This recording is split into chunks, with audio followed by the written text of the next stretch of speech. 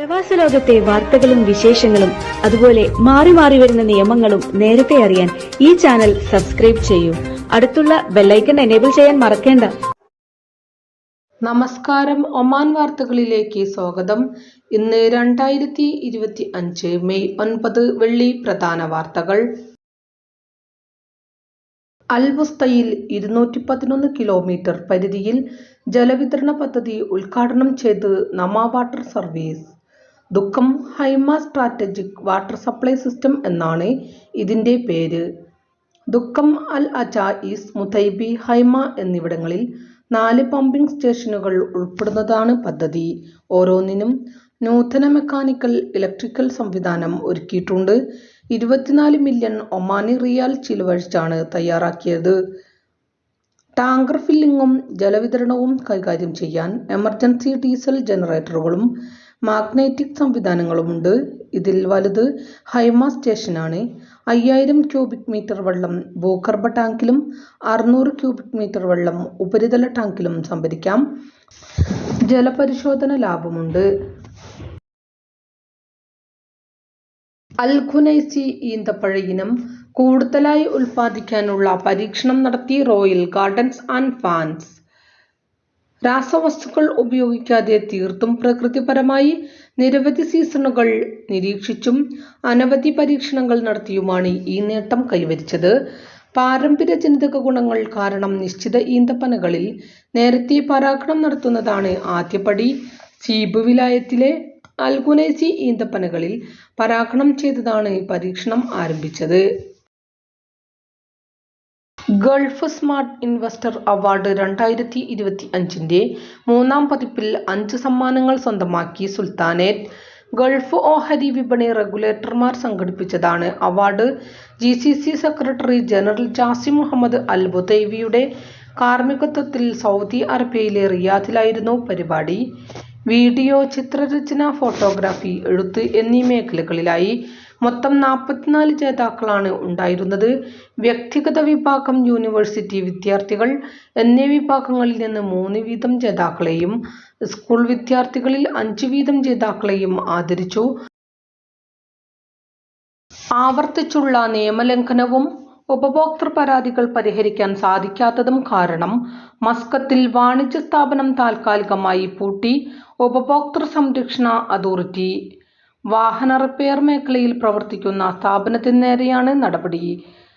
Service, ഉപഭോക്തൃ സംരക്ഷണം എന്നിവയുടെ ബന്ധപ്പെട്ടാണ് നിയമലംഘനങ്ങളുണ്ടായത്. ഈ സ്ഥാപനത്തിനെതിരെ ഉപഭോക്താക്കൾ നിരവധി പരാതികൾ നൽകിയിരുന്നു. കരാർ പ്രകാരം നിശ്ചയിച്ച സമയത്തും വ്യവസ്ഥകൾ പ്രകാരവും ഉത്തരവാദിത്തങ്ങൾ സ്ഥാപനം നിറവേറ്റുന്നില്ലെന്നാണ് പ്രധാന പരാതി. ഇന്നു മുതൽ ഞായർ വരെ സുൽത്താനേറ്റിൽ തണുപ്പ് വർദ്ധിക്കും. മാത്രമല്ല, മൂടൽമഞ്ഞും താഴ്ന്ന നിലയിലുള്ള മേഘങ്ങളും ഉണ്ടാകും.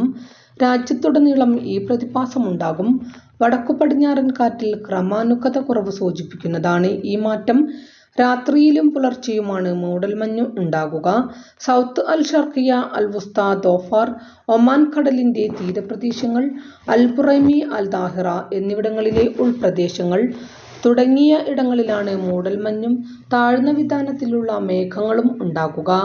ഇതുകാരണം ചക്രവാള കാഴ്ച പരിധി കുറയും. ഡ്രൈവർമാർ അതീവ ജാഗ്രത പാലിക്കണം.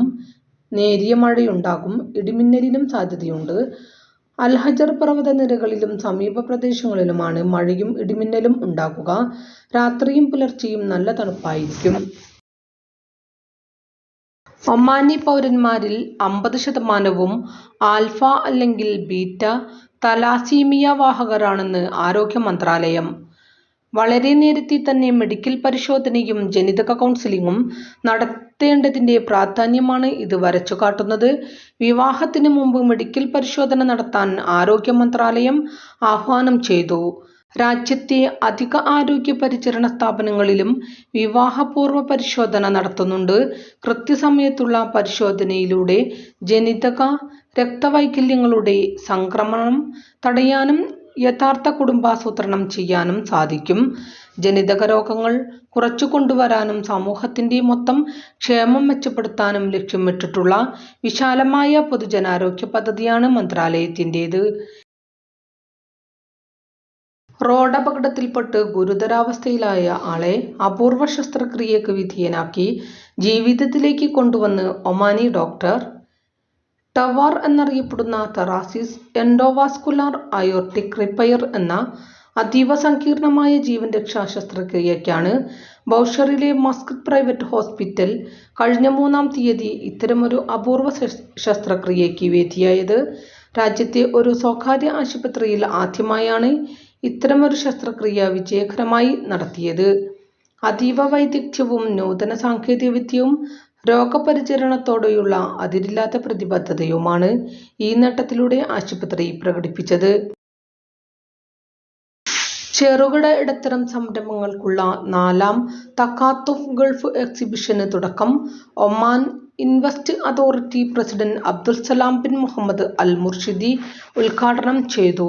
സർക്കാർ, സ്വകാര്യ മേഖലകളിലെ മുതിർന്ന ഉദ്യോഗസ്ഥർ സന്നിഹിതരായിരുന്നു.